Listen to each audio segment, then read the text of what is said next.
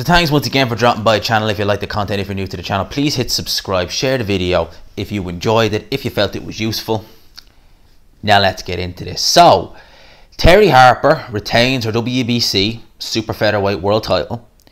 She drew with Natasha Jonas. Now, talking points from this fight are going to be the scorecards. Talking points I have from this fight, this was actually a good fight. It was. I think I've only ever covered one women's fight in well over a year on this channel. And I think that was Natasha Jonas as well, when she lost to Vivian Obanoff.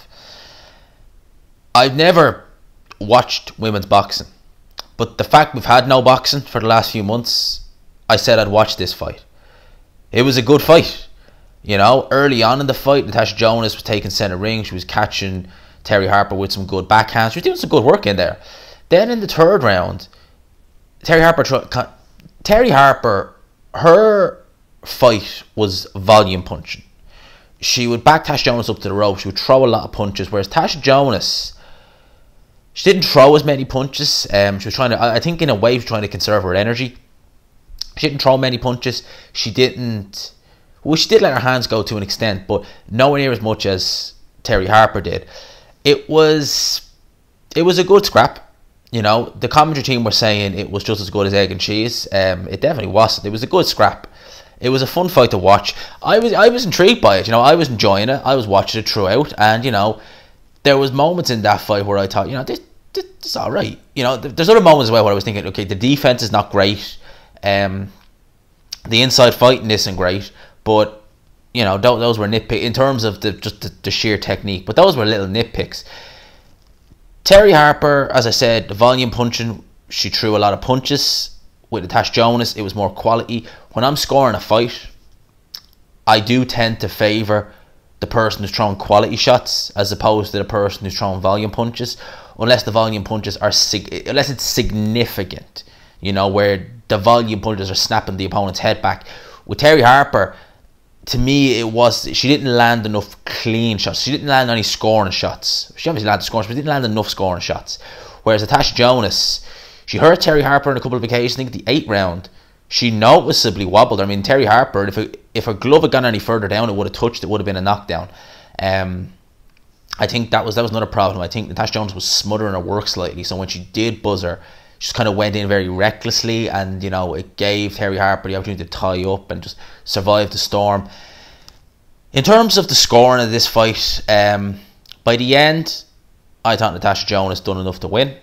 When I heard the scorecards announced, well, actually, to be honest with you, when this fight ended, I thought Natasha Jonas done enough to win, but I was, in my head, I was thinking they're not going to actually give it to Terri Harper. We're probably going to get a draw. For some reason, I just thought a draw. So when I heard the first scorecard for Terri Harper, when I've heard the second scorecard for Jonas, the minute I heard 95 from the third, I was like, all right, that's a draw. That's a draw. And it was a draw, so we got a draw. I can't make a case for Terri Harper winning this fight. I can't. A draw, is it fair? There were some close rounds, definitely. But personally, me, I think Natasha Jonas can feel a little hard done by. I thought Natasha Jonas won this fight.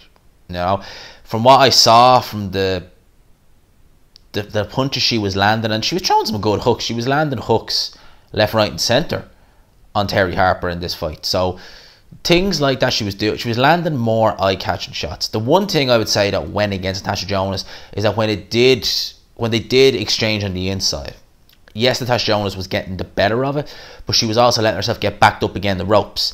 And while she was backed up against the ropes, she wasn't taking a lot of shots. But as I said, Terri Harper was getting the volume punches off. And in the eyes of the judges, I do feel that may have led to Terri Harper getting more rounds than she probably should have. As I said, I think the right person was Natasha Jonas to win this fight. A draw, make a case for it, but I think Natasha Jonas should have got the decision. It was a better fight than I thought it would be. You know, there are several nitpicks I have with women's boxing. You know, several, and one of them would be their gloves. They use 8-ounce gloves. The gloves are too big. You know, when I was looking at these girls fighting, I thought they need, seriously, they need between 4 and 6 ounce gloves. That will help women's, but that will make women's boxing more entertaining. This was an entertaining fight, but it was, you know, it wasn't egg and cheese. You know, I know Sky were trying to make it. It wasn't that, but it was a very good. It had me enthralled. You know, which is something the women's fight has never done. I've never watched a women's fight. I've watched very few, and I've been just enthralled in it. This was one of them, but I think that it was spoiled a bit by the decision. Spoiled by the decision. Those are my thoughts on this. As I said in my post-fight to Anthony Fowler, this fight may be the most competitive, or Hopey Price's fight, who was a 2-0 prospect who was fighting the nobody, may be the most competitive fight on this card. This was definitely the most competitive fight. It was a good fight. They'll do a rematch. They'll definitely do a rematch. One thing I have to give Natasha Jonas credit for is whenever I've seen her, she's always had a really bad defense.